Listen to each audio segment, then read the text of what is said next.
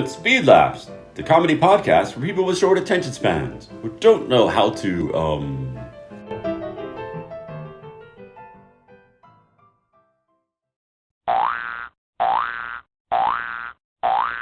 Okay, Dr. Onimus, if your crocoliodidde detector does not detect crocoliodiddles, how are we supposed to find one? Well, you see, I do have this batch of rice pudding here, which I cooked for dinner last week. Thanks, but I'm not hungry. It's not for eating, you see. I've noticed a peculiar thing. This rice pudding changes color whenever there's a crocoliodidde nearby. So, the batch of rice pudding is, in effect, a crocoliodidde detector, you see. Wait a minute. If you know that the rice pudding can detect a crocoliodidde, then that must mean you've seen one. Oh, yes, I've seen one. Well, what do they look like? Well, they're rather, fuzzy. Fuzzy? Yes, I didn't have my glasses on at the time, so really I'm not quite sure. But it was about average size in a large sort of way, except that it was rather small.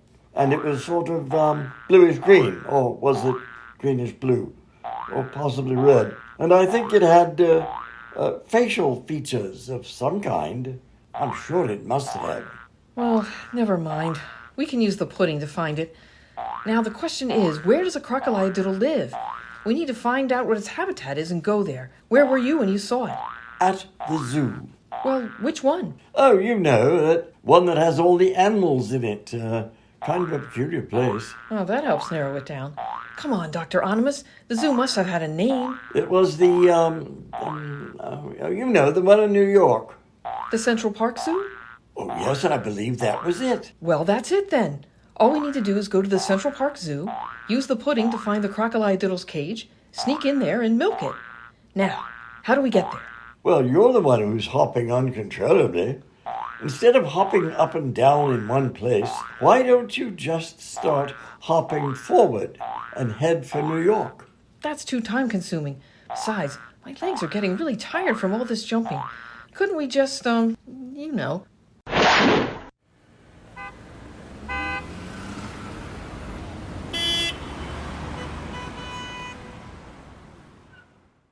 That's better. Here we are in New York, at the zoo. Oh, yes, it's much simpler that way. Isn't radio fun? Yes, but not when this show is on. Now come on, follow me. I beg your pardon, miss. What are you doing here? Oh, my friend and I are just... Wait a minute. I know you. You're those conjoined twins who used to work at the post office. What are you doing here? We work here. Yes, you see, we are fired from... Quiet, Jonathan. I'll tell them. You see, we are fired from the post office because we... That's what I just told them. Jonathan, I told you to be quiet. If you interrupt me again, I'll have to stomp on your foot. Oh, you never let me say anything.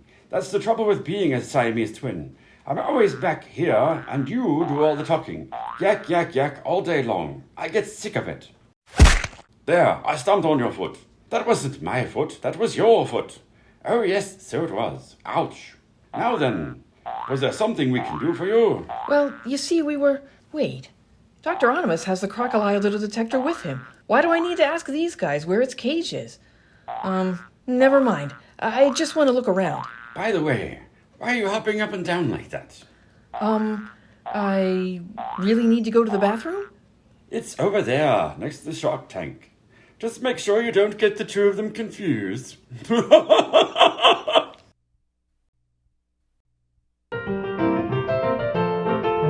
Will Rose accidentally go into the shark tank instead of the bathroom? Will she ever find the elusive crocoliodidde? And what does it actually look like?